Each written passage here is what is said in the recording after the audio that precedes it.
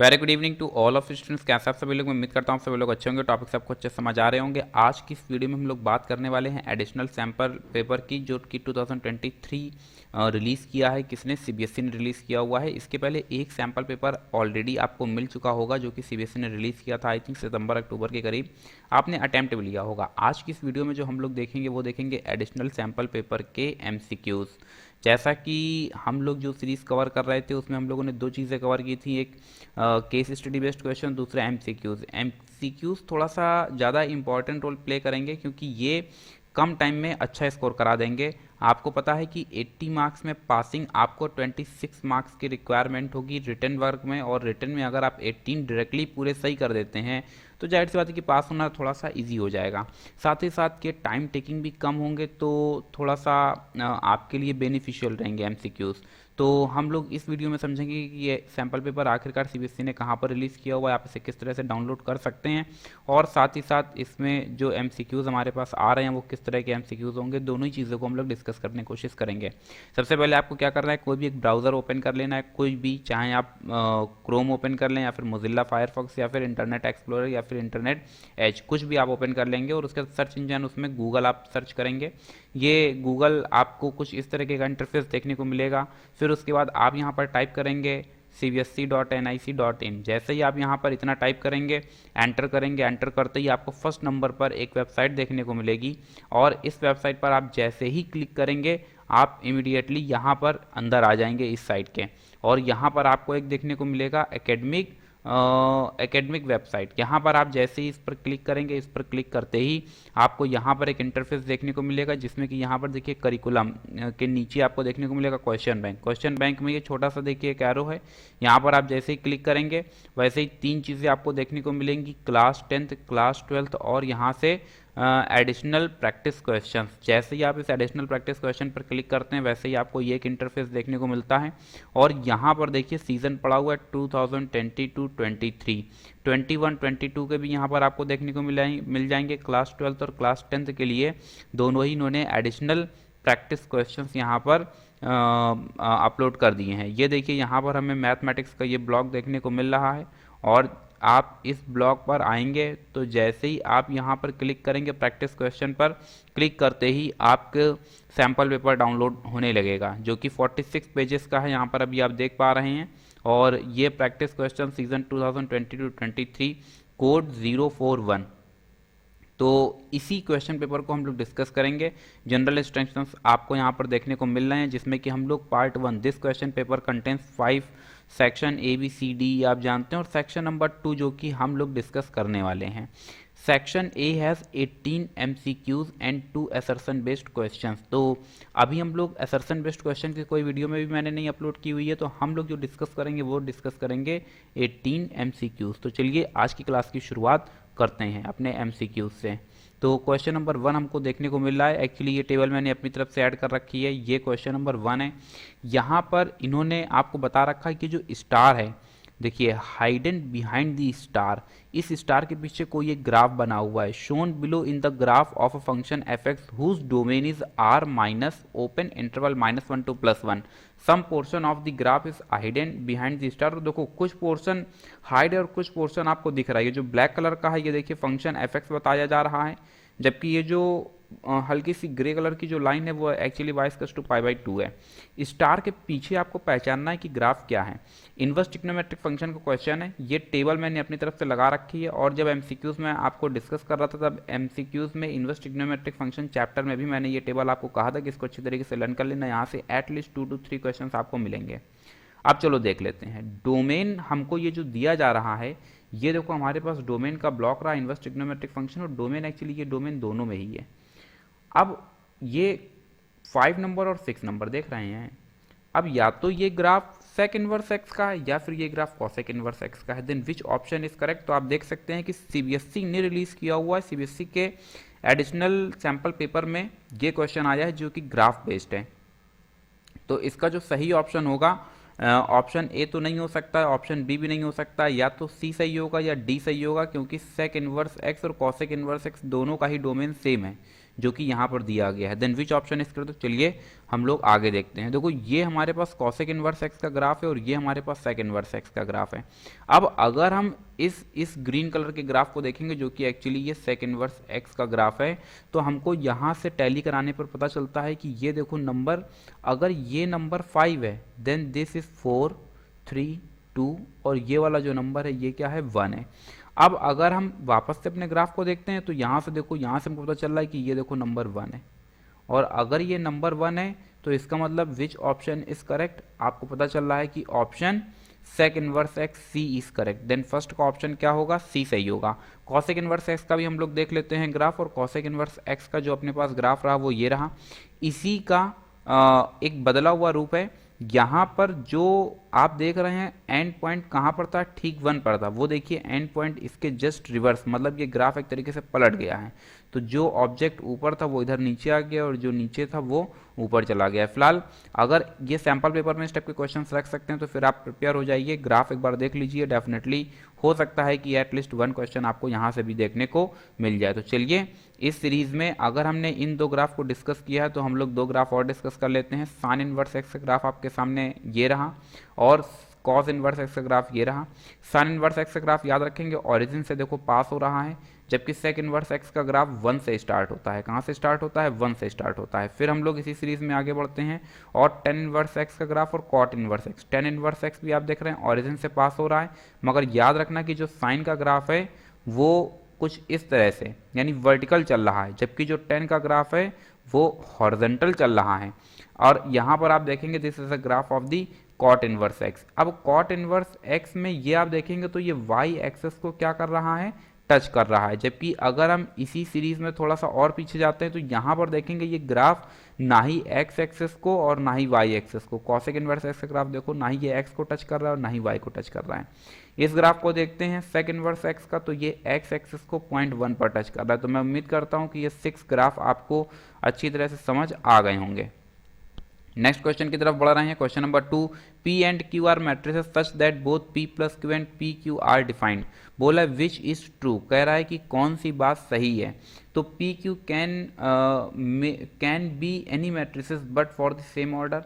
ये बात नहीं सही हो सकती है, क्योंकि मान लेते हैं कि P एक हमने मैट्रिक्स ली 2/3 की और फिर Q भी एक मैट्रिक्स ले ली 2/3 की, तो एडिशन तो पॉसिबल हो जाएगा, लेकिन देखो क्या मल्टीप्लाई पॉसिबल होगा। आप जानते हैं कि अगर ये 2 नंबर सेम नहीं है तो फिर मल्टीप्लिकेशन पॉसिबल नहीं है। P and Q must be square matrix of the same order, then option B is absolutely correct. Option B कैसा होगा, बिल्कुल सही होगा। Square matrix not need to be not necessary of the same order, अभी नहीं, अभी हम लोग पीछे डिस्कस कर चुके हैं, मतलब ऑप्शन ए में। तो इसका ऑप्शन कौन सा सही जा रहा है, इसका ऑप्शन बी सही जा रहा है। फिर हम लोग नेक्स्ट क्वेश्चन की तरफ बढ़ रहे हैं। क्वेश्चन नंबर 3 बोल रहा है under which of the following conditions will determinant of A B equal to 0। बोला किस कंडीशन में डिटर्मिनेंट ऑफ ए क्या हो जाएगा, 0 हो जाएगा। तो क्वेश्चन नंबर 3 में हम लोग डिस्कस करेंगे। इन्होंने कुछ कंडीशंस दे रखी हैं और ये 4 ऑप्शन दिए हुए हैं, a minus 2p b minus 2q c minus 2r equals to 0। देखो ये कंडीशन सही हो जाएगी। इसका रीज़न ये है कि अगर हम इस डिटर्मिनेंट के अंदर एक ऑपरेशन रन करा दें और वो ऑपरेशन रन कराएं r1 tense to r1 minus 2r2, क्या कहा, r1 माइनस 2r2, तो आपको पता चलेगा कि चेंजेस किसके अंदर होने वाले हैं, r1 के अंदर होने वाले हैं। तो a ये नहीं आएगा, यहाँ पर आपको देखने को मिलेगा a minus 2p b minus 2q c minus 2r, then p q r x y and z। और अब आप जानते हैं कि ये तीनों ही वैल्यूज़ किसके इक्वल कर दी जा रही हैं, 0 के इक्वल। किसी भी डिटर्मिनेंट के अंदर कोई भी रो या कॉलम कंप्लीटली 0 होता है तो इसका मतलब पूरे के पूरे डिटर्मिनेंट की वैल्यू क्या हो जाती है, 0 हो जाती है। तो इसका मतलब ये हुआ कि वो determinant of A B equal to 0, तो ऑप्शन ए से ये बात सही जा रही है। दूसरे में बोला x equal y equal z equal to 0। अच्छा, तो अगर हम x equal y equal to z को 0 कर देते हैं तो डिटर्मिनेंट देखने को मिलेगा p q r देन 0 0 0। और अभी भी आप जानते हैं कि किसी भी डिटर्मिनेंट के अंदर कोई भी रो या कॉलम कंप्लीटली 0 होता है तो डिटर्मिनेंट की वैल्यू 0 होती है। अगर आप एक्सपेंड भी कर देंगे तब भी वो 0 ही देगा। तो तीसरा देख लेते हैं, A ratio B ratio C X ratio Y ratio Z. इसका मतलब यह है कि अगर एक्स वाई जेड और ए बी सी आइडेंटिकल हो जाते हैं तब भी डिटर्मिनेंट की वैल्यू क्या हो जाती है, जीरो हो जाती है। आइडेंटिकल का मतलब ऐसे समझो कि जैसे ए हो गया 1, बी हो गया 2, सी हो गया 3। पी क्यू आर को टच मत करो, और एक्स को हमने ले लिया 2, वाई को ले लिया 4 और जेड को ले लिया 6। अब देखो ये जो थर्ड रो है ये R3, ये जो R3 आपका है ये R3 असल में 2 का मल्टीपल है किसका, R1 का। तो इसीलिए बोलते हैं कि अगर कोई भी रो आइडेंटिकल, कोई भी दो रो या दो कॉलम आइडेंटिकल होते हैं, डिटर्मिनेंट की वैल्यू क्या हो जाती है, जीरो हो जाती है। तो हमें डिटर्मिनेंट जीरो चाहिए था और वो तीनों ही ऑप्शन से निकल रहा है, it means option D is correct. फिर नेक्स्ट क्वेश्चन की तरफ बढ़ रहे हैं। क्वेश्चन नंबर 3, लास्ट क्वेश्चन 3 था। Question number 4, if A B C is to 2 then what is the value of determinant below. पूछ रहा है इस डिटर्मिनेंट की वैल्यू अपने पास क्या होगी। तो चलिए इस क्वेश्चन को हम लोग अटेम्प्ट लेने की कोशिश करते हैं। 4 ऑप्शन हमको दिए जा रहे हैं, ए बी सी की वैल्यू क्या दी जा रही है, 2 दी जा रही है। तो इसको सीधे ही एक्सपेंड कर देते हैं।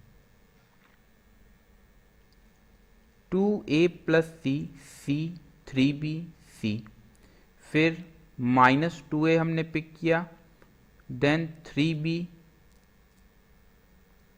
2a प्लस 3b, 3b सी, और फिर हमने 3b प्लस सी पिक किया। तो डिटर्मिनेंट के अंदर हमको देखने को मिलेगा 3b, 2a प्लस सी, सी 2a प्लस 3b। अब यहाँ से अगर हम देखते हैं तो c कॉमन जा रहा है। क्या कॉमन जा रहा है, c। तो यहाँ से आपको देखने को मिलेगा 2a प्लस सी 1 1 3b, और सेम वर्किंग अगर हम यहाँ से देखते हैं तो 3b कॉमन जा रहा है। क्या कॉमन जा रहा है, 3b, किससे, R1 से। और जैसे ही हमने यहाँ से कॉमन किया 3b, then 1 1 2a plus 3b और c, इस 1 को यहाँ से हटा के यहाँ लगा देते हैं। फिर हमें देखने को मिलता है 3b प्लस सी। इसमें देखो कुछ भी कॉमन ऑमन नहीं जा रहा है, तो इसको हम लोग क्या करेंगे, directly copy paste 2a plus C और c। अब हम क्या करेंगे, इसको जरा सिंप्लीफाई कर रहे हैं। यहाँ से 2ac हमें देखने को मिलता है, तो आप जानते हैं डिटर्मिनेंट को एक्सपेंड करने का तरीका क्या होता है, ए बी सी डी अगर ये है तो इसको लिख सकते हैं A D minus B C. यहाँ से 2a प्लस सी माइनस 3b, यहाँ से ये बल्कि अब ब्रैकेट में तब्दील हो जाएगा, डिटर्मिनेंट यहाँ से रिमूव हो जाएगा। यहाँ से 3 2 जा 6ab, और यहाँ से आपको देखने को मिलेगा 6 माइनस 2a माइनस 3b, और फिर यहाँ से 3b प्लस सी, यहाँ से आपको देखने को मिलेगा 3bc minus 2a plus C और 2a प्लस 3b। अब आप क्या करेंगे, इसे सिंप्लीफाई करेंगे।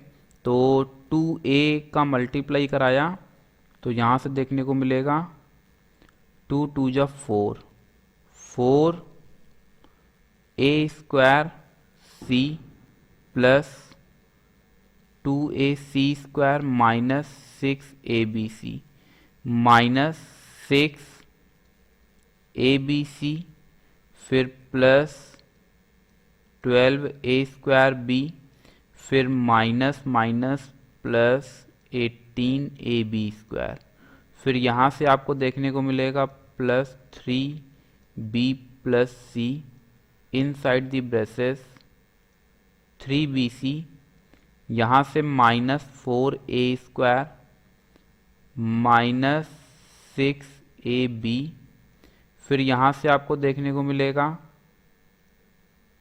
प्लस 2ac, फिर प्लस 3bc।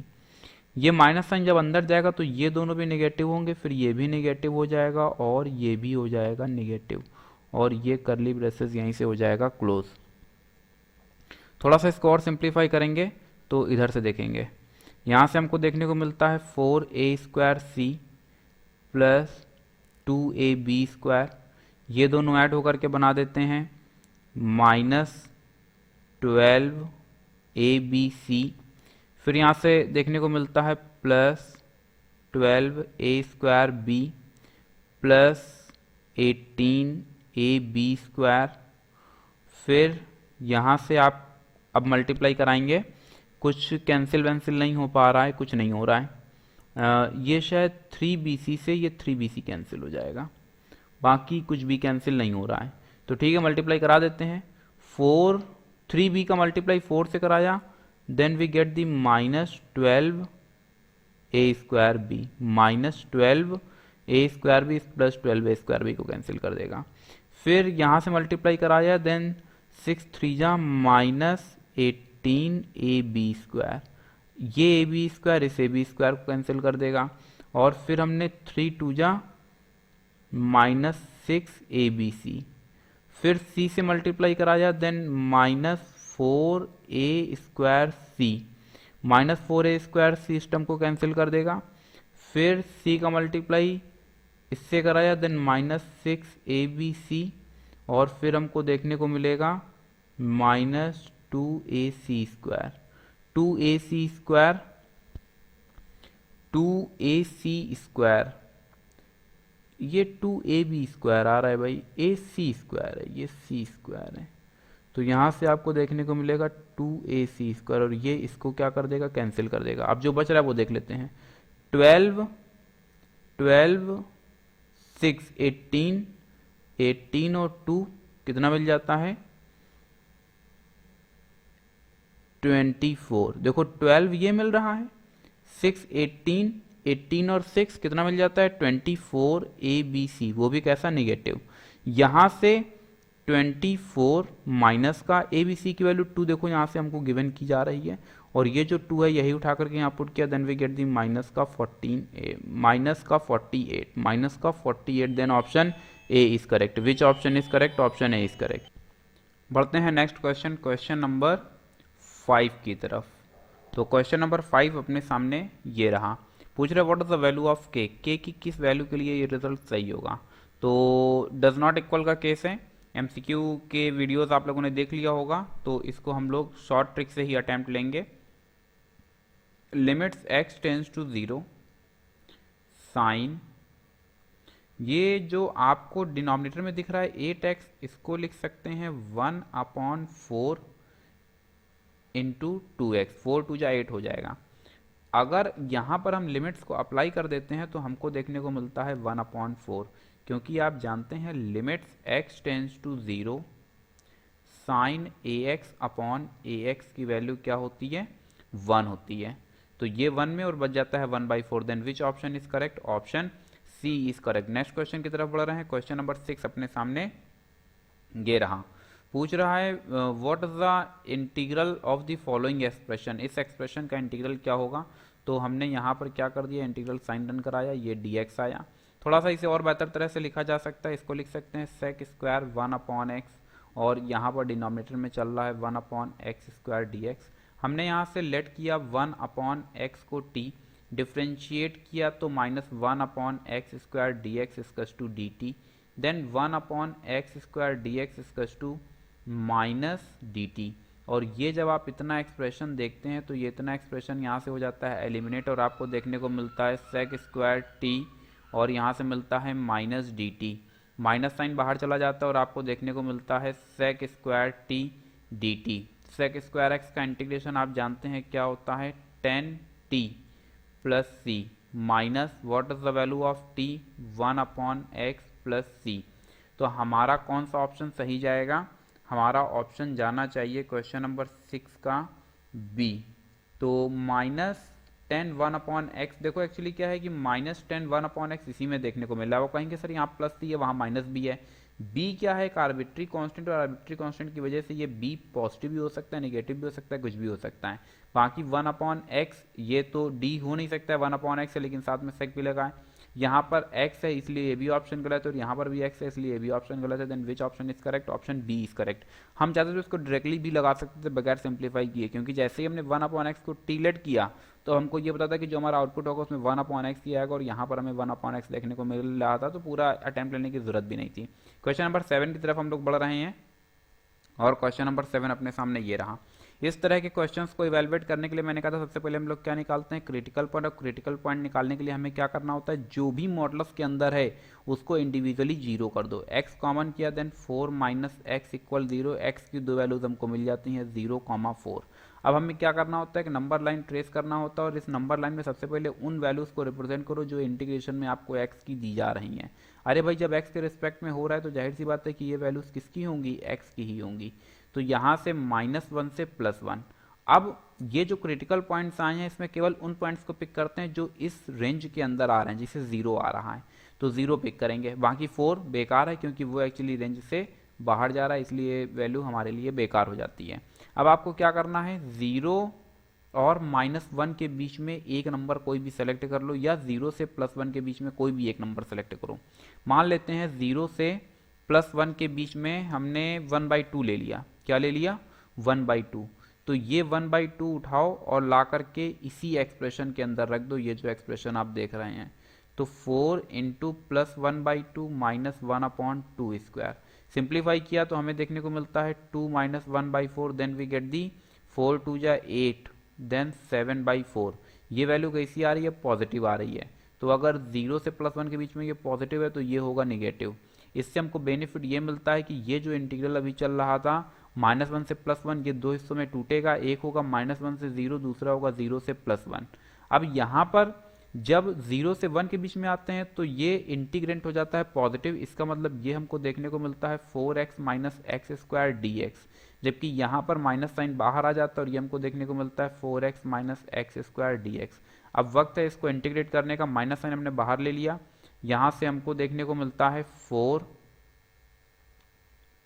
1/2x² -1 से 0 -1/3, यहाँ से x³ -1 से 0, यहाँ से प्लस साइन हमने लिया 4 1/2x², यहाँ से 0 से +1 -1/3x³, again we get the 0 to +1।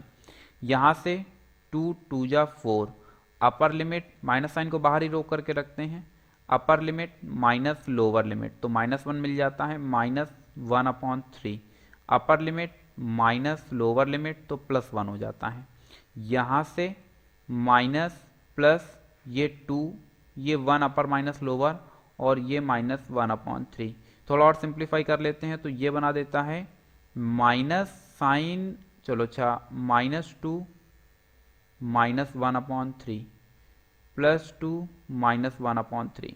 थोड़ा और बेहतर तरह से 3 2 जा 6 और 1 7, then we get the plus का 7/2, 3 2 जा 6 1 5/3।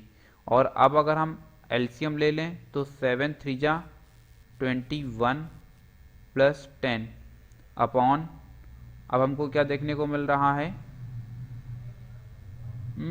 ये देखो कुछ एरर हो गया है, और एरर क्या हुआ है, ये अपॉन में 2 नहीं 3 होगा। फिलहाल इसको हटा देते हैं, ये कैलकुलेशन थोड़ी सी ज़्यादा इजी हो सकती है। यहाँ से देखो माइनस साइन को सीधे अंदर रन करा देते हैं, तो +2 + 1/3, फिर +2 -1/3। देखो ये दोनों सीधे कैंसिल हो रहे हैं, तो 2 और 2 मिलकर के कितना बना देता है 4। देन क्वेश्चन नंबर 7 का which option is correct, option D is correct. Next question की तरफ बढ़ रहे हैं और नेक्स्ट क्वेश्चन अपने सामने ये रहा, which of the following is closest to the area under the parabola given by y = 4x², x axis and the line y = 4x²। मुझे लगता है कि ये ग्राफ कुछ इस तरह से बनेगा, और ये -1 to -2, कहीं -2 यहाँ पर आ जाता है, कहीं -1 यहाँ पर आ जाता है, तो हमको ये एरिया इतना जनरेट करना है। ठीक है, ये तो आसान है।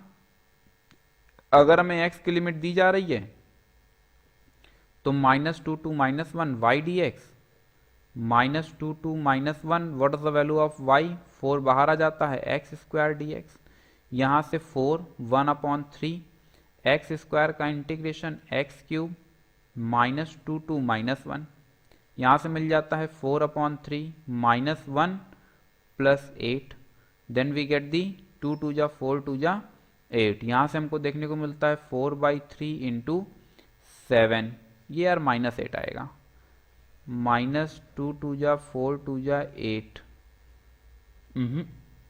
ये यहाँ देखेंगे 4/3 और यहाँ से आपको देखने को मिलेगा -1³ -2³ यहाँ से 4/3 -1 2 2 जा 4 2 जा 8 और प्लस का 8 देन वी गेट दी 4/3 और साथ में 8 1 वी गेट दी 7 कितना मिल रहा है 7 7 4 जा 28 बात तो भाई नहीं बन रही है 28/3 तो कोई ऑप्शन में ही नहीं है किसी भी ऑप्शन में नहीं है। अच्छा एक बार दूसरा प्रयास कर लेते हैं अगर इस वैल्यू को हम रखते हैं क्या नेगेटिव तो नेगेटिव रखने पर अब हमको क्या देखने को मिलेगा 8 1 9 क्या देखने को मिलेगा 8 और 1 9 3 3 जा 9 4 3 जा 12 देन ऑप्शन तो कोई भी सही नहीं लग रहा है तो ये 12 तो ऑप्शन डी से टैली हो रहा है लेकिन यहाँ पर किसी भी तरह से माइनस साइन नहीं आ पाएगा तो इसको प्लस ही होना पड़ेगा और इतनी कैलकुलेशन ये कैंसिल होती है और यहाँ से हमको देखने को मिलता है ये calculation then we get the 28/3 जो कि असल में किसी भी ऑप्शन से टैली नहीं हो रहा है। एक काम करो 3 से डिवाइड करा दो 28 को देन मुझे लगता है 3 9 जा 27 डेसिमल लगाया 0 बढ़ाया देन 3 3 जा 9 अगेन वी गेट 3 3 जा 9 तो 9.33 ऑप्शन सी इज करेक्ट क्योंकि ये 9.33 अप्रॉक्सीमेट वैल्यू जा रही है तो ऑप्शन सी। अच्छा इसीलिए यहाँ पर एक वर्ड देके लिखा गया है क्लोजेस्ट इसीलिए वो एग्जैक्ट नहीं उसके नियरली वैल्यू जानना चाहते हैं then option C is correct which option is correct option C is correct. फिर नेक्स्ट क्वेश्चन की तरफ हम लोग बढ़ रहे हैं क्वेश्चन नंबर 9 अपने पास ये रहा और पूछ रहा है कि विच of the following differential equation is order 2 order 2 का मतलब क्या हो गया कि 2 बार डिफरेंशिएट किया गया हो ये भी ये नहीं है ऑप्शन सी तो गलत है क्योंकि देखो कितनी बार डिफरेंशिएट किया जा रहा है 3 बार।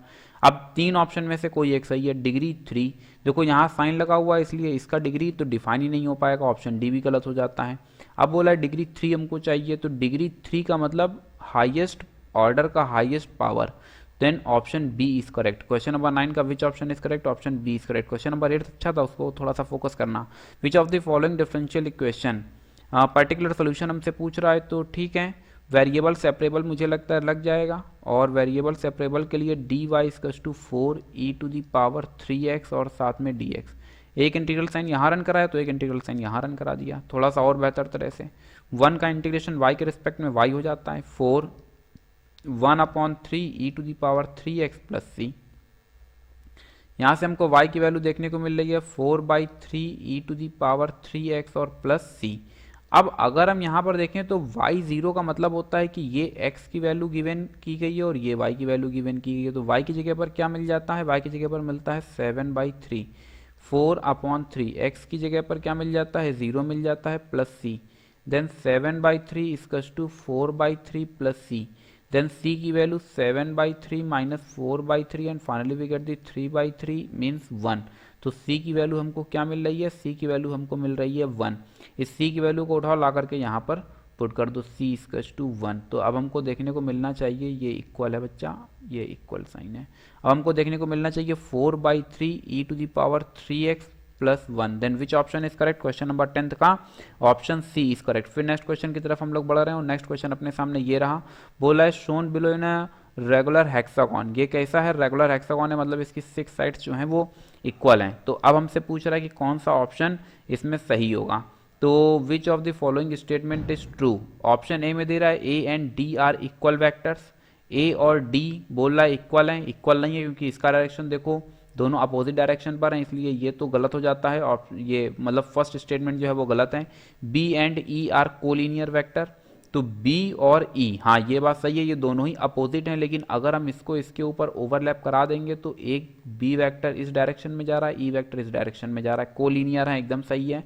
और फिर नेक्स्ट में हमसे पूछा जा रहा है C D and G are को इनिशियल वेक्टर वो होते हैं जिनका ऑरिजिन एक ही होता है जबकि यहाँ पर देखो जो जी वेक्टर है वो असल में ऑरिजिन की तरफ आ रहा है इसलिए option C B means third statement भी गलत है then which option is correct option A is correct. तो क्वेश्चन नंबर 11 का पार्ट ए सही है फिर ऑप्शन ए सही है। फिर क्वेश्चन नंबर 12 की तरफ हम लोग बढ़ रहे हैं 12th में हमसे पूछा जा रहा था position vector of P and Q are. अच्छा ठीक है, पोजीशन वेक्टर की बात कर रहा है तो इसका मतलब ओपी वेक्टर वो आपको गिवन कर रहा है। ओपी वेक्टर की वैल्यू है माइनस आई कैप प्लस 2 जे कैप प्लस 4 के कैप। फिर ओ क्यू वैक्टर की वैल्यू हमको गिवन की जा रही है 3 आई कैप प्लस 6 जे कैप और फिर प्लस 8 के कैप। और फिर ओ पी ओ क्यू और ओ आर वैक्टर की वैल्यू हमको गिवन की जा रही है 4i प्लस जे प्लस के।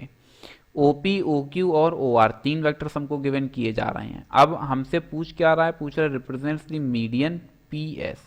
अच्छा पी एस एक हम लोग ट्रायंगल बना लेते हैं भाई। ये एक ट्रायंगल हमें गिवन किया गया है और ये हो जाता है P, ये हो जाता है Q, ये हो जाता है R। पी एस जो है वो मीडियन है। पी एस क्या है, मीडियन है। ये कहीं ऑरिजिन हो जाता है O और ये इससे कनेक्ट हुआ, ये भी ऑरिजिन O से कनेक्ट हुआ, ये भी इससे कनेक्ट हुआ, ये लाइन थोड़ी सी टेढ़ी हो गई है और ये इससे कनेक्ट हुआ। ये हमारे पास डायग्राम बन करके तैयार है। ये सब कोइनिशियल वेक्टर हैं और यहाँ से अगर S असल में मीडियन का काम कर रहा है तो इसका मतलब S को हम जनरेट कर सकते हैं। ओ एस वैक्टर की वैल्यू क्या हो जाती है, O Q vector plus O R vector by 2। इसका मतलब Q और R को ऐड कर दिया जाए, 4 और 3 8i प्लस J 6 और 1 7j, फिर प्लस 8 और 1 9k। अपॉन में क्या मिल जाता है, 2 मिल जाता है। तो यहाँ से जो ओ एस वैक्टर जनरेट हो रहा है वो क्या जनरेट हो रहा है 4i कैप फिर plus 7 upon 2j cap plus 9 upon 2k cap. हमसे पूछ क्या रहा है, हमसे पूछ रहा है मीडियन पी एस। तो पी एस वैक्टर हम लोग जनरेट कर सकते हैं। पी एस वैक्टर क्या हो जाता है, O S vector minus O P vector. O S vector की वैल्यू ये रही और ओ पी वैक्टर की वैल्यू ये रही। तो डायरेक्टली हम लोग अटेम्प्ट ले लेते हैं। यहां से हमको देखने को मिलता है 4 minus minus plus, then we get the 5। क्या मिलेगा 5। तो ये थोड़ा सा बच्चा गड़बड़ है। 4 को जब 3 के साथ में ऐड करोगे तो 4 और 3 हो जाता है 7। 4 3 कितना हो जाता है 7। तो यहाँ से हमको देखने को मिलता है 7/2, क्योंकि कोई ऑप्शन ही नहीं टैली हो रहा था। यहाँ से 5 किसी भी ऑप्शन में नहीं था, इसलिए मुझे रीचेक करना पड़ा। 7/2 क्या हमें देखने को मिलता है 7/2, 7/2। और जब OS से OP को माइनस करोगे तो माइनस माइनस प्लस हो जाएगा, then I cap 7 to 9/2। Then which option is correct, option C is correct. पूरा एवेलुएट करने की जरूरत ही नहीं है, ऑप्शन सी इज करेक्ट। हमको 9/2 केवल इसी ऑप्शन में देखने को मिला। क्वेश्चन नंबर 13 की तरफ हम लोग बढ़ रहे हैं। The position vector of this X Y Z. अच्छा पोजीशन, जहां कहीं भी पोजीशन वर्ड इंक्लूड हो तो समझ जाना कि वो ओ के रिस्पेक्ट में है। मतलब ओ एक्स हमको गिवन किया गया है i plus 4j plus 3k। फिर ओ वाई वैक्टर हमको दिया जा रहा है, ओ वाई की वैल्यू क्या है 4j कैप प्लस m, ये आई होगा। ये टाइपोग्राफिकल एरर है भाई। 4i cap plus mj cap plus 15/2k cap. और फिर O X O Y O Z vector की जो वैल्यू दी जा रही है वो है 7i minus 4j plus 12k। पूछ रहा है what is the value of m। अच्छा ये कोलीनियर हैं। ये किस तरह के वेक्टर्स हैं, ये कोलीनियर वेक्टर्स हैं। अगर सच में ये कोलीनियर हैं तो मुझे लगता है 12। अगर कोलीनियर वेक्टर होंगे तो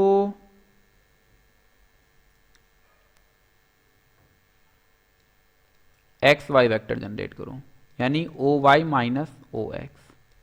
और ओ वाई की वैल्यू क्या हो जाती है, ओ वाई वेक्टर इससे इसको माइनस कर दिया, then 4 3i plus m minus 4j और प्लस यहाँ से 15/2 माइनस 3k। यहाँ से 3i -4j प्लस 3 2 जा 6 9/2 k कैप, ये एक्स वाई वेक्टर है।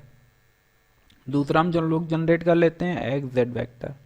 एक्स जेड का मतलब O Z minus O x,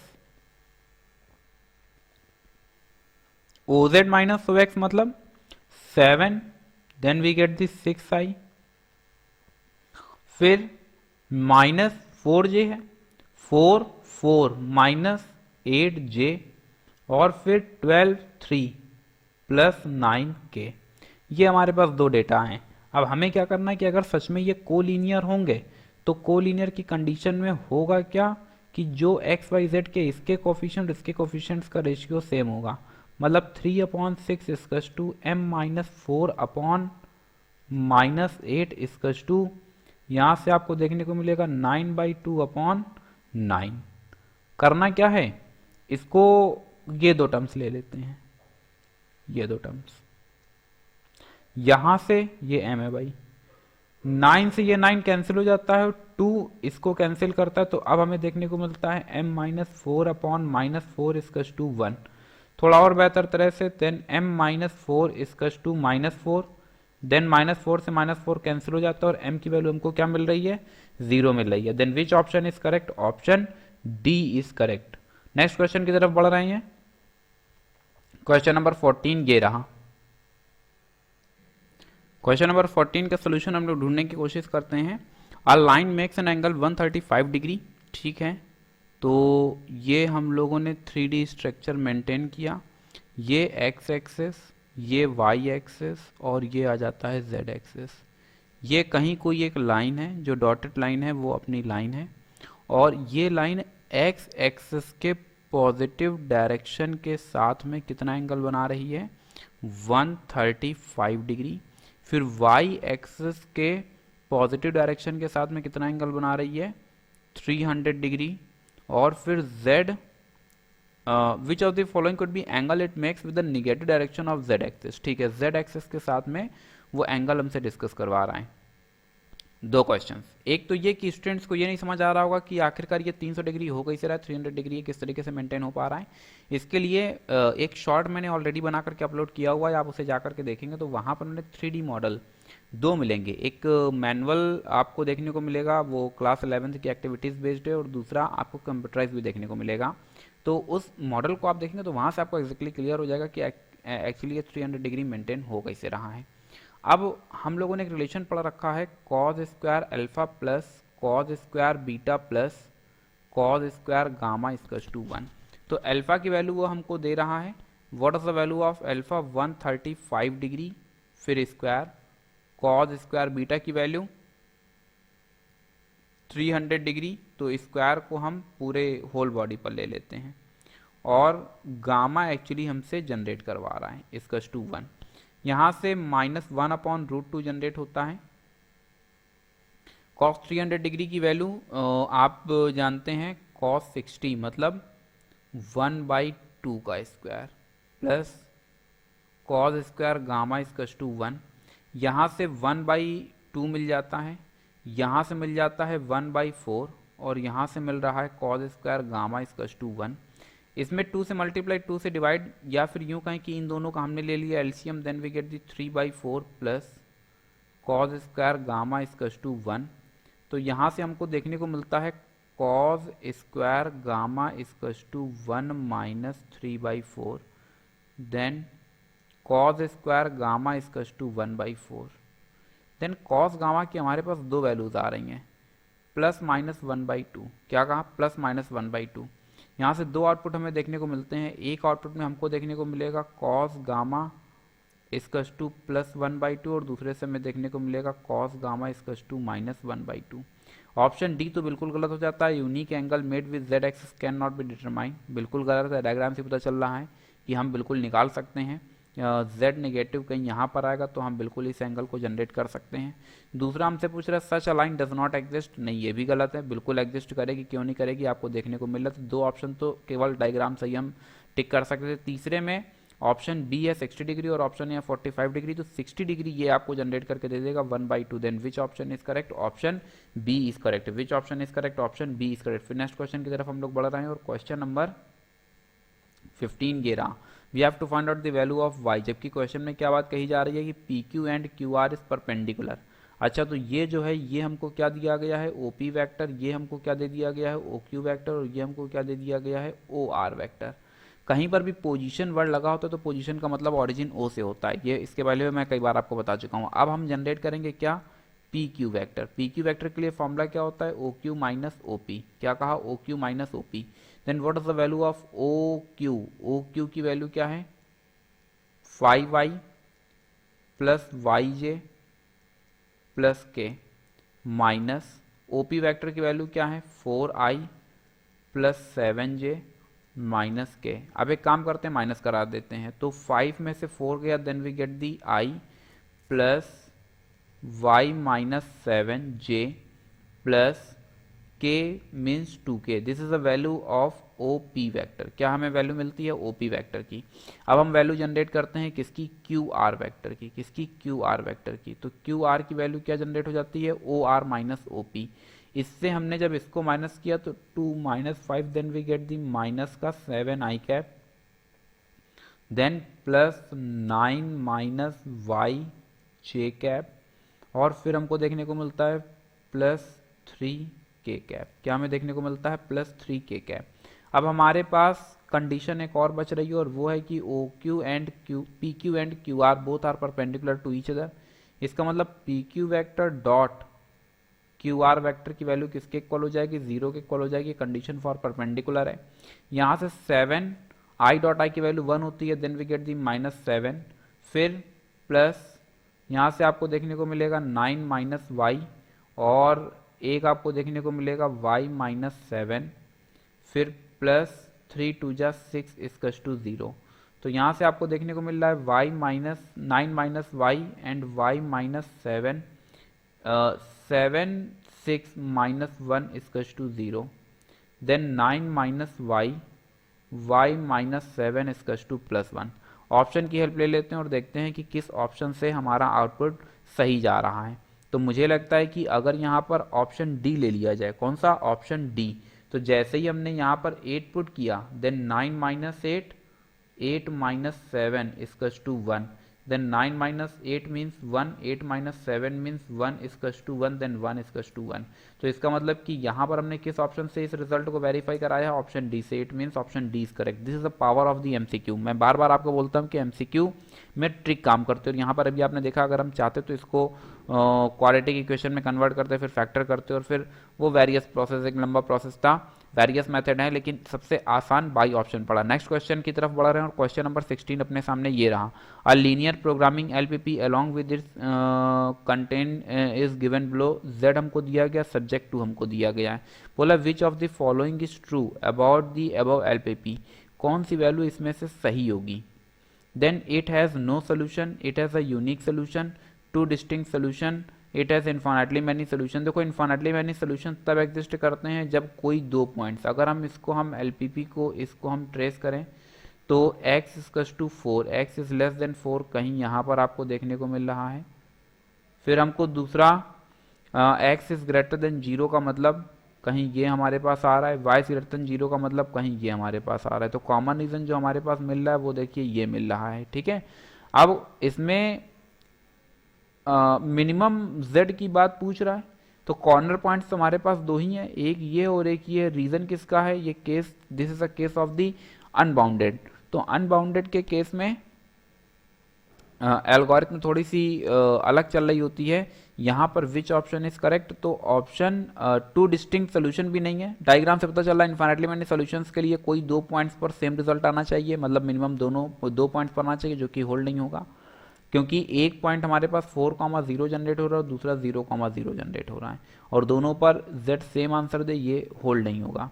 तीसरा बोल रहा है it has a unique solution, no solution का कोई केस नहीं बनेगा, then it has a unique solution, क्योंकि अगर हम इसको अनबाउंडेड के केस में लेकर के जाएंगे तो जो हमारे पास लाइन ट्रेस होगी वो कुछ इस तरह से ट्रेस होगी, जो कि असल में किसी भी कॉमन रीजन को कहीं पर भी कट नहीं करेगी। तो क्वेश्चन नंबर 16 का which option is correct, option B is correct. फिर नेक्स्ट क्वेश्चन की तरफ बढ़ रहे हैं।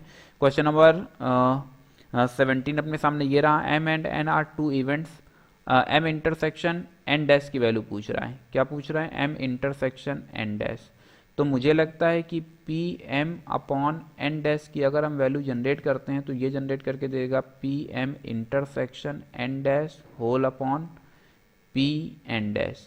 अच्छा, पी एन डैश की वैल्यू हम लोग यहाँ से जनरेट कर सकते हैं 1 माइनस पी एन, और माइनस किया तो हमें मिल जाता है 0.6। अब P M intersection N dash की वैल्यू हमसे डिस्कस करवा रहा है। ठीक है, तो थोड़ा सा मामला पेचीदा है, इसको हम बाद में जनरेट करेंगे। हम सबसे पहले क्या करेंगे, इस डैश को यहाँ से हटा दो, तो ये डैश भी हट जाएगा, ये डैश भी हट जाएगा। पी एम इंटरसेक्शन एन की वैल्यू हमें जनरेट करना है। यहाँ से जैसे ही इस रिजल्ट के अंदर हमने ये जो फॉर्मूला हम जानते हैं, इस फॉर्मूले के अंदर हमने जैसे ही वैल्यूज पुट किया तो m बाई एन की वैल्यू हमको क्या देखने को मिल रही है 0.3। m इंटरसेक्शन n ये हम जनरेट करेंगे और फिर पी एन की वैल्यू हमको क्या मिल रही है 0.4, मल्टीप्लाई करो भाई, तो 0.3 into 0.4 is equals to P M intersection N. यहाँ से हमको देखने को मिल जाता है P M intersection N is equals to 0.124 3 12, तो 0.12। अब अगर इस एक्सप्रेशन जिसकी वैल्यू हमको चाहिए, तो इस एक्सप्रेशन को हम ध्यान से देखें तो ये मैं आपको बता चुका हूँ, जब एमसीक्यू मैंने लास्ट आपको प्रोबेबिलिटी का दिया था तो उसमें इस एक्सप्रेशन को डिफाइन किया हुआ था। एम इंटरसेक्शन एन डैश का मतलब क्या है कि एम होगा एन नहीं होगा, ये एम है ये एन है, तो हमसे कौन सा पार्ट डिस्कस करवा रहा है, ये पार्ट डिस्कस करवा रहा है। इसका मतलब m इंटरसेक्शन n डैश की वैल्यू ये किसके बराबर होने वाली है, ये वैल्यू होने वाली है m minus m intersection n के। और अगर यहाँ प्रोबेबिलिटी p रन करा देते हैं तो ये हमको देखने को मिलता है pm minus pm intersection n। pm की वैल्यू हमारे पास क्या जा रही है, what is the value of pm 0.2, जबकि pm इंटरसेक्शन n की वैल्यू क्या जा रही है 0.12। तो इससे अगर हम इसको माइनस करते हैं तो मुझे लगता है कि 0.2 में से 0.12 को माइनस कर दिया जाए, देन वी गेट दी 0.08। क्या कहा, 0.08। देन क्वेश्चन नंबर 17 का which option is correct, option D is correct. बढ़िया क्वेश्चन था और यहाँ पर आप थोड़ा सा कंफ्यूज हो सकते थे, तो ये एमसीक्यू में इस टाइप का क्वेश्चन मैंने आपको बताया हुआ है और उसमें विद डायग्राम मैंने एक्सप्लेन भी किया हुआ है, तो अगर आपने वीडियो नहीं देखा तो आप देख सकते हैं। और ये आज की इस वीडियो का लास्ट क्वेश्चन रहा, the constants of a linear programming problem along with the graph is shown below. अच्छा, इसका ग्राफ ये देखिए, यहाँ पर इन्होंने दिखा भी दिया है कि अगर हम इस इनइक्वालिटी को ट्रेस करते हैं तो इस इनइक्वालिटी के ट्रेसिंग से क्या है, which following objective function as the optimal solution with respect to the above set of constants। ठीक है, हमसे पूछ रहा है कि minimum z which of the following objective function has an optimal solution with respect to the above set। ठीक है, तो हम लोग इस क्वेश्चन की इनइक्वालिटीज़ को पहले डिस्कस कर लेते हैं। और inequalities x plus 2y is greater equals to 3 given किया गया है। पहली इनइक्वालिटी है x plus 2y is greater equals to 3, फिर x is greater equals to 10, सारी ग्रेटर हैं, x इज ग्रेटर और equals to 10, y is greater equals to 0। y is greater equals to 0 का मतलब है कि y 0 से बड़ा है और y एक्सेस आपको ये देखने को मिल रहा है। इसका क्या मतलब हुआ,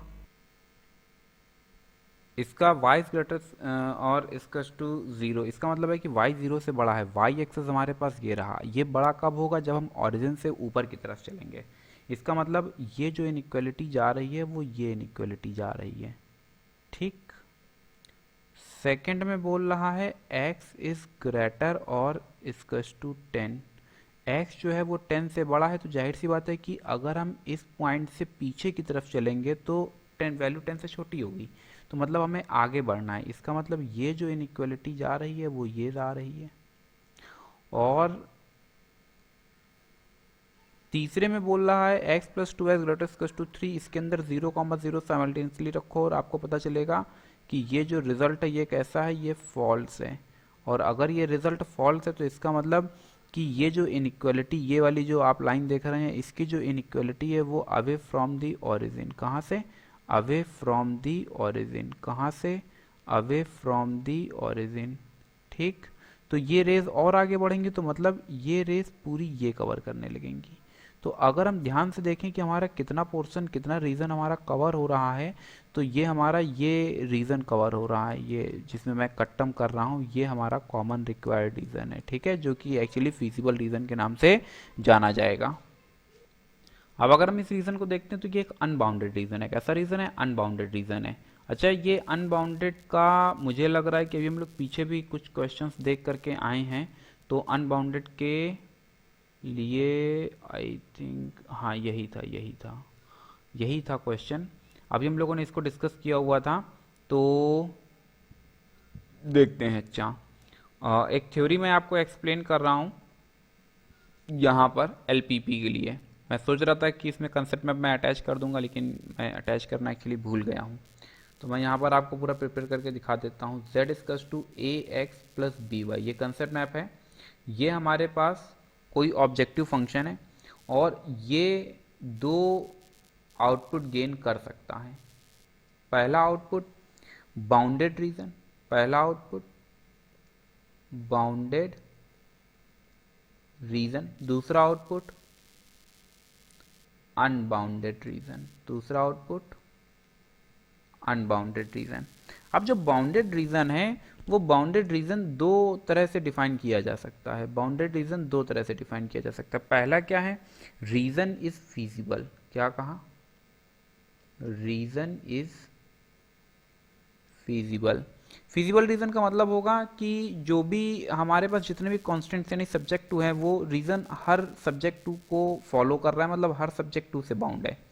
और दूसरा होगा रीजन इज नॉट फीजिबल, यानी रीजन इज नॉट फीजिबल। अगर रीजन नॉट फीजिबल है तो फिर इसमें नाइदर मैक्सिमा नॉर मिनिमा, क्या कहा, नाइदर मैक्सिमा नॉर मिनिमा, यानी ऑब्जेक्टिव फंक्शन ना ही मैक्सिमाइज हो पाएगा ना ही मिनिमाइज हो पाएगा, ना ही मैक्सिमाइज हो पाएगा और ना ही मिनिमाइज हो पाएगा। जबकि यहाँ से अगर रीजन फिजिबल है तो इस सिचुएशन में जो सबसे पहला केस हमको देखने को मिलता है उसमें अगर रीजन फिजिबल है तो आपको जो कॉर्नर पॉइंट्स मिल रहे हैं वो कॉर्नर पॉइंट्स आप रखेंगे, और अगर कॉर्नर पॉइंट्स पर आपको मैक्सिमम वैल्यू मिल रही है तो मैक्सिमाइज जेड हो जाएगा, और अगर उस पर मिनिमम वैल्यू मिल रही है तो फिर मिनिमाइज जेड हो जाएगा। अनबाउंडेड रीजन की बात करते हैं तो अनबाउंडेड रीजन, अच्छा इसका एग्जांपल देख लेते हैं। जैसे कि एक इनइक्वालिटी ये गई, एक इनइक्वालिटी ये गई और एक इनइक्वालिटी मान लेते हैं ये गई, ये इधर जा रही है जबकि ये कुछ इस तरह से जा रही है, और ये वाली इनइक्वालिटी कुछ इस तरह से जा रही है। तो अब आप देख रहे हैं कि रीजन जो है वो पूरी तरीके से फिजिबल रीजन नहीं, क्योंकि एक इनइक्वालिटी अलग हो गई है। अनबाउंडेड रीजन के केस में रीजन फिजिबल है, क्या कहा, रीजन फीजिबल है। इसी की ज़रूरत है क्योंकि इसी पर बेस्ड हमें दो क्वेश्चंस मिले हैं।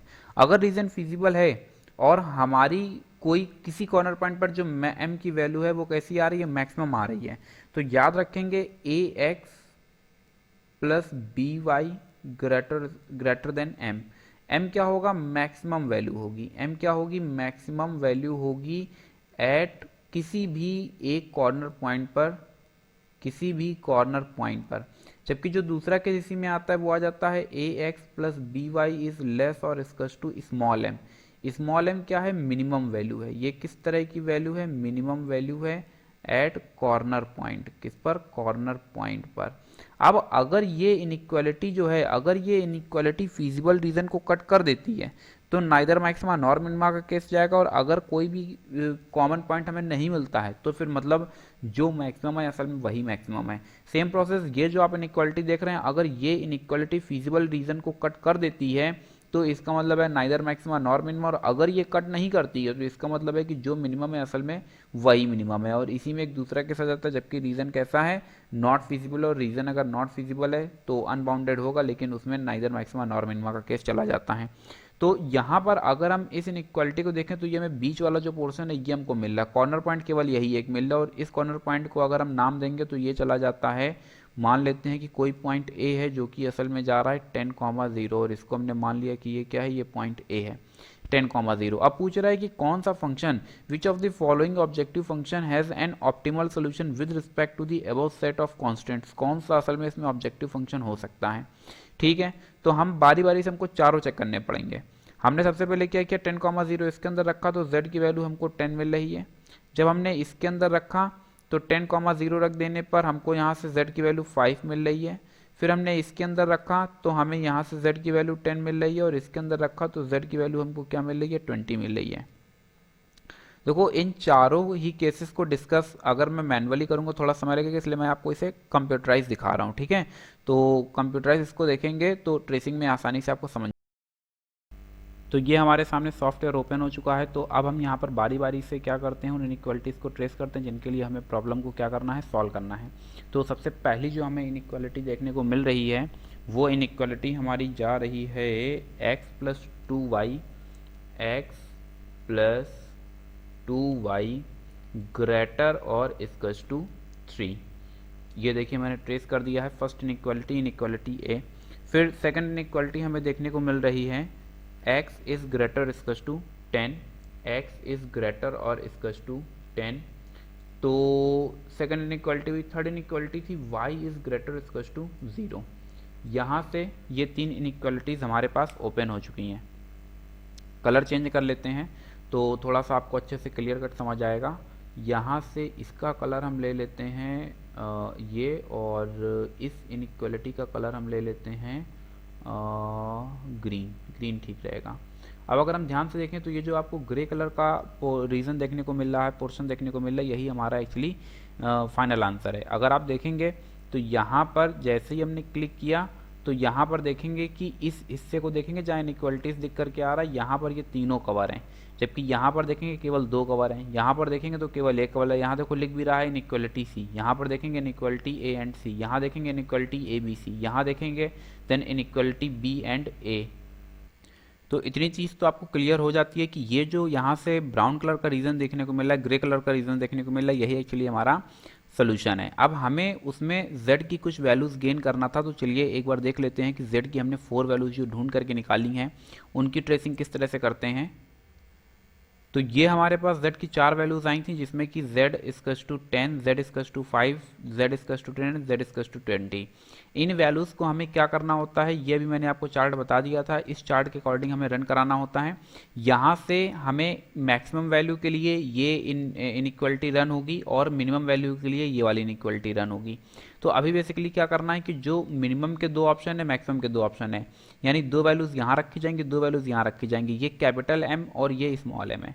ये स्मॉल m की वैल्यूज़ हम लोग किस तरह से गेन करते हैं, तो जो कॉर्नर पॉइंट निकला है उस कॉर्नर पॉइंट को उठा करके z के अंदर रख दो तो आपको z की वैल्यू मिलेगी। अब मैक्सिमम के कवर करने के लिए z की वो जो भी मैक्सिमम वैल्यू आ रही है वो हमने कैपिटल M मान लेते हैं, और अगर मिनिमम कवर करना है तो फिर मिनिमम के लिए जो z की वैल्यू आ रही है उसको हम स्मॉल m मान लेते हैं। मैं उम्मीद करता हूँ कितनी चीज़ें आपको समझ आ गई हैं। इसका मतलब ये हुआ कि अभी जो हमको इनइक्वालिटी ट्रेस करना है वो एक इनइक्वालिटी ये ट्रेस करना है पहले नंबर पे, दूसरे नंबर पे ये ट्रेस करना है, तीसरे नंबर पर ये ट्रेस करना है, और चौथे नंबर पर ये ट्रेस करना है।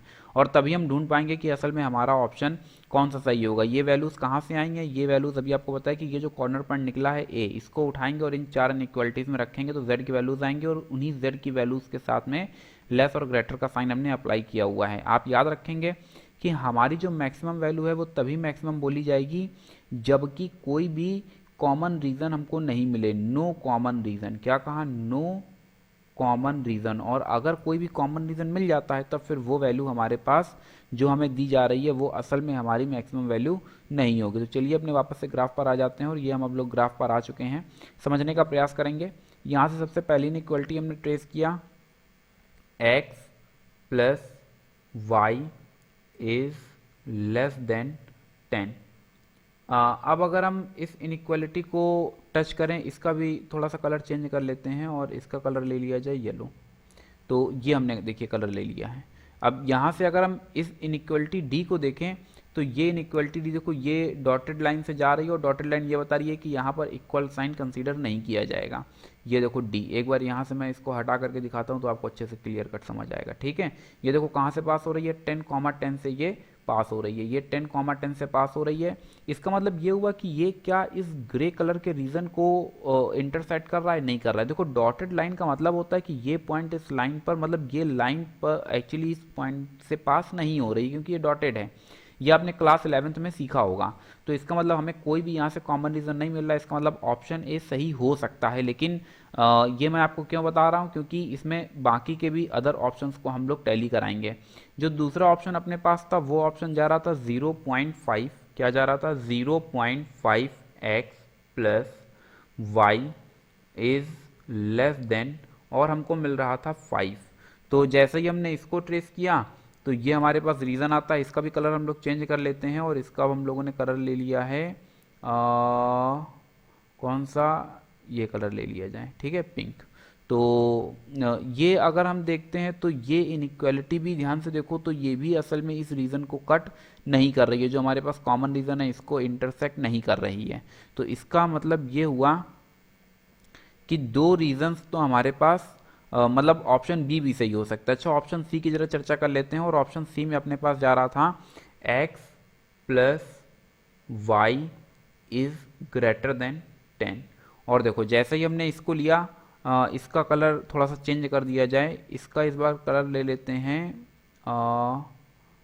ये ले लेते हैं पर्पल।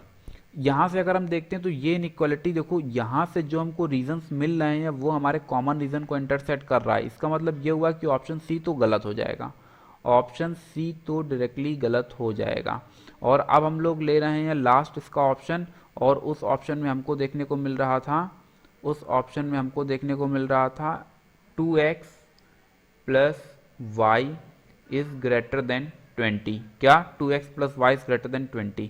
और अगर हम इस ऑप्शन को भी देखते हैं तो इसका भी कलर थोड़ा सा चेंज कर लिया जाए तो और अच्छे से क्लियर कट चीज़ें समझ आने लगेंगी। इसका कलर हमने ले लिया है ये, तो यहाँ से देखेंगे और यहाँ से अगर हम इसको देखें तो ये 4 इनइक्वालिटीज़ को पूरा कवर कर रहा है।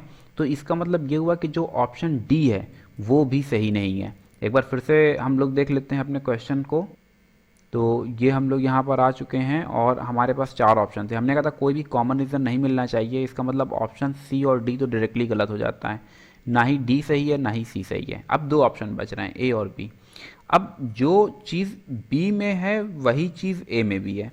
Basically we have to find out the least value, minimum value find out करनी। और मिनिमम वैल्यू फाइंड आउट करने के लिए हमने देखा कि हमें कॉमन रीजन इंटरसेक्ट नहीं कर रहा है। हमारा जो कॉमन रीजन है वो एक्चुअली इंटरसेक्ट नहीं कर रहा है। यहाँ रीजन में देख लेते हैं, यानी ये गलत है, ये गलत है। अब अगर हम इस इनइक्वालिटी को ट्रेस करते हैं तो इसकी ट्रेसिंग से हमको देखने को मिल रहा है कि ये जो कि असल में इंटरसेक्ट नहीं कर रहा है। लेकिन अगर हम इसको हटा करके इसको देखते हैं तो यहाँ से भी कोई हमको कॉमन रीजन देखने को नहीं मिल रहा है। अब लीस्ट वैल्यू है तो इसका जो ऑप्शन ए है वो जो सैंपल पेपर में जो भी हमारे एक्सपर्ट हैं उन्होंने इसका option x plus y is less than 10 ये सही बताया है। x plus y is less than 10 वो ये बता रहे हैं कि ये ऑप्शन हमारा सही होगा। फिलहाल इस ऑप्शन ये जो ऑप्शन यानी इनइक्वालिटी है इसको हटा देते हैं। हाँ अब ठीक है। तो यहाँ पर जो इन्होंने बोर्ड ने जो सही किया है वो x plus y less than 10 जा रहा है। लेकिन अगर आप ध्यान से देखें तो अगर हम इस d इनइक्वालिटी को हटा देते हैं और अगर e को हम टिक करते हैं तो e भी उसी कंडीशन को होल्ड कर रहा है। कोई भी हमें कॉमन इंटरसेक्शन पॉइंट नहीं मिल रहा है, मतलब ये कॉमन फिजिबल रीजन को इंटरसेक्ट नहीं कर रहा है। तो मेरे हिसाब से तो ऑप्शन बी भी सही है, ऑप्शन डी भी सही है। लेकिन मल्टीपल ऑप्शन को हम सही नहीं कर सकते हैं, इसलिए हमें किसी एक को चुनना होगा। तो हमने ऑप्शन ए को चुन रखा है। और ये जो मैं ऑप्शन ए यहाँ पर टिक कर रहा हूँ ये किसके अकॉर्डिंग मैं टिक कर रहा हूँ, ये मैं टिक कर रहा हूँ जो एक्सपर्ट जो भी हमारे रहे जिन्होंने सैम्पल पेपर रिलीज़ किया उसके अकॉर्डिंग। मतलब कुल मिलाकर के तो सैम्पल पेपर में जो आंसर शीट है उसके अकॉर्डिंग मैं ठीक कर रहा हूँ। लेकिन अगर मेरे पॉइंट ऑफ व्यू से पूछा जाए तो मेरे हिसाब से z इक्वल्स टू 5। हालांकि इसको हम लोग आगे जब आप बीएससी करेंगे तो वहाँ पर आपको देखने को मिलेगा एक LPP लीनियर प्रोग्रामिंग प्रॉब्लम करके एक पूरी बुक है, जिसमें कि हम लोग इसको फिर सेकेंड और थर्ड मेथड, कई मेथड होते हैं जिससे हम डिस्कस करते हैं। लेकिन फिलहाल अभी अगर हम बाई ऑप्शन देखें तो z इक्वल्स टू 5 हमको सबसे लीस्ट वैल्यू यहीं से मिल रही है, तो ऑप्शन बी ज़्यादा क्लोज है बजाय ऑप्शन ए के। लेकिन अब ये अगर ऑप्शन ए सही किया गया तो हो सकता है कि सिंप्लेक्स मेथड या वेरियस मेथड को अप्लाई करने के बाद, फिलहाल जो भी था वो मैंने आपको यहाँ पर इनइक्वालिटीज़ को ट्रेस करके दिखा दिया, और मैं उम्मीद करता हूँ कि चीज़ें आपको बेहतर तरह से समझ आ गई होंगी।